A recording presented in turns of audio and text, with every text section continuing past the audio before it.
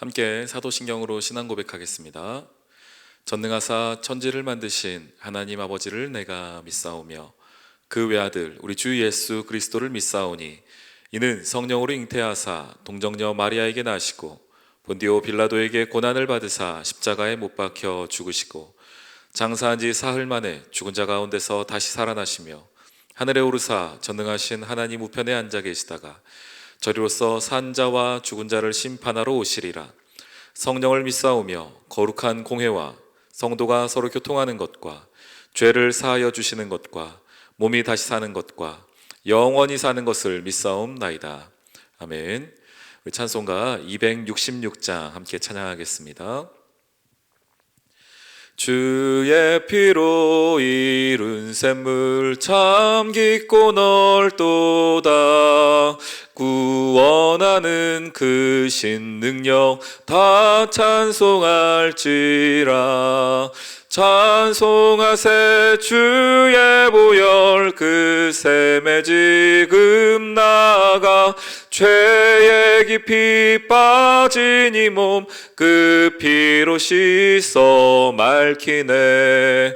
죄악 세상 이김으로 거룩한 길을 가는 나의 마음 성전 삼고 주께서 계시네.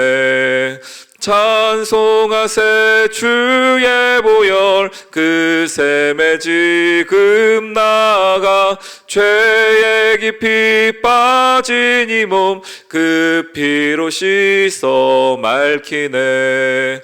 주 예수를 깊이 아는 놀라운 그 은혜 하늘나라 즐거움이 매일 새롭도다.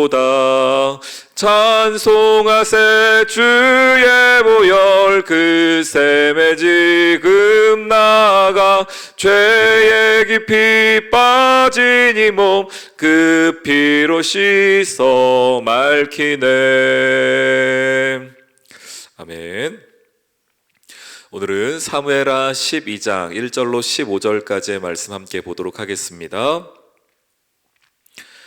여호와께서 나단을 다윗에게 보내시니 그가 다윗에게 가서 그에게 이르되 한 성읍에 두 사람이 있는데 한 사람은 부하고 한 사람은 가난하니 그 부한 사람은 양과 소가 심이 많으나 가난한 사람은 아무것도 없고 자기가 사서 기르는 작은 암양 새끼 한 마리뿐이라.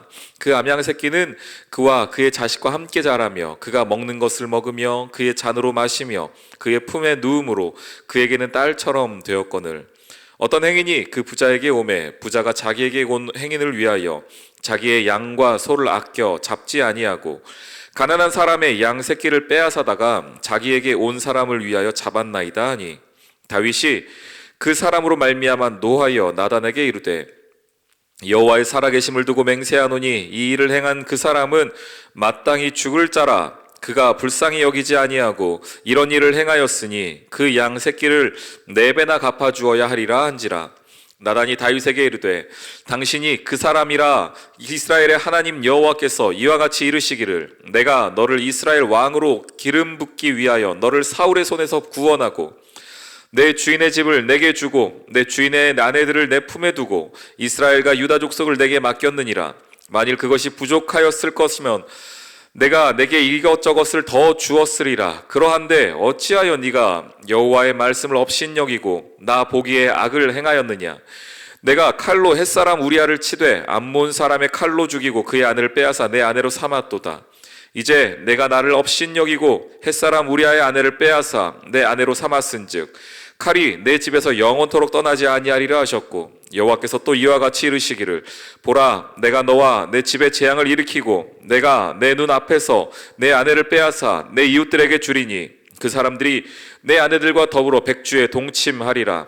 너는 은밀히 행하였으나 나는 온 이스라엘 앞에서 백주의 이 일을 행하리라 하셨나이다 하니 다윗이 나단에게 이르되 내가 여호와께 죄를 범하였노라 하매 나단이 다윗에게 말하되 여호와께서도 당신의 죄를 사하였나니 당신이 죽지 아니하려니와 이 일로 말미암아 여호와의 원수가 크게 비방할 거리를 얻게 하였으니 당신이 낳은 아이가 반드시 죽으리이다 하고 나단이 자기 집으로 돌아가니라. 아멘. 다윗 왕이라고 한다면은 이스라엘 역사에서 가장 위대한 왕이었으며 지금도 이스라엘 백성들이 생각하는 메시아의 표본이기도 합니다. 그렇기 때문에 이스라엘 나라 국기에도 별이 그려져 있죠. 다윗의 별이라고 하는 그 별을 그림으로써 얼마나 위대한 왕이었는가, 그의 업적을 우리 모두가 기억해야 할 것이다, 이런 의미들이 담겨 있습니다. 근데 오늘 사무엘하 12장에서는 다윗의 그 죄악에 관한 하나님의 평가, 그리고 그 죄악을 돌이키는 다윗의 모습, 이러한 모습들이 좀 나타나 있습니다. 물론 그 앞에 우리가 어제 계속 보았던 다윗과 밧세바 사건에 연속되는 모습입니다. 여기서 우리가 한 가지 알 수 있는 것은 인간은 모두가 온전하지 않다라는 것입니다. 아무리 다윗이라도, 아무리 바울이라도, 혹 우리가 기대하는 어떤 사람일지라도 그는 인간일 뿐입니다. 그에게 연약함이 있습니다. 그가 메시아가 될 수 없으며 우리가 그를 의지하거나 믿을 대상은 아니라는 것을 우리가 먼저 알게 됩니다. 그럼에도 다윗이 이러한 일을 행했다는 것이 참 성경을 읽는 우리들에게 아주 큰 충격이기도 합니다. 그래서 오늘 하나님께서 나단을 보내어 다윗에게 말씀하십니다. 우리가 잘 아는 이야기인데요. 한 마을에 두 사람이 있다. 가난한 사람과 부자 두 사람이 있는데, 부자가 어느 날 자기에게 온 손님을 위하여서 음식을 차려야 하는데 자기의 양과 소는 너무 아까워서 그 가난한 사람이 자기 딸처럼 아끼던 그 양을 잡아다가 지금 손님에게 내주었다라는 이야기를 들려줍니다. 이것은 나단 입장에서, 하나님 입장에서는 다윗을 향한 이야기인데, 지금 다윗은 이 이야기를 들으면서도 그 나오는 사람이 자기라고 생각하지 못하고 있습니다. 그래서 그 이야기를 듣고 말하죠. 내가 맹세하노니 이 일을 행한 사람은 마땅히 죽어야 합니다 라고 아주 자신 있게 말합니다. 어찌 이렇게 할 수 있었을까요? 죄는 우리의 마음을 무감각하게 만듭니다. 죄는 하나님의 말씀을 들어도, 혹은 죄는 나의 모든 상황과 환경을 분리시켜서 나의 모습은 아무도 보지 못했겠지, 나의 이런 모습 하나님은 모르시겠지, 사람들은 모르겠지, 그래서 마치 자기는 깨끗한 사람인 양, 나는 그 이야기나 그 죄와는 상관없는 사람인 양 살아가게 하고 판단하게 하고 말하게 하는 것이 죄입니다. 그래서 죄는 그 순간에 짓는 그 상황 자체도 나쁘지만 그 이후에 그 사람을 마비시키기에 더 큰 죄악으로 가게 하는 것이 이 죄의 특성이기도 합니다. 그러면서 말합니다. 이 사람은 곧 죽어야 한다. 그리고 그 양을 4배나 갚아야 한다 라고 아주 큰 소리로 말합니다. 그러자 그 얘기를 들은 나단이 말하지요. 당신이 그 사람이라 라는 이야기를 합니다. 당신이 죽어야 할 그 사람입니다. 당신이 하나님 앞에서 죽어야 했고 당신이 그렇게 말하는 죄인이 바로 당신입니다 라는 이야기를 해줍니다. 그리고 하나님의 말씀을 계속해 주십니다.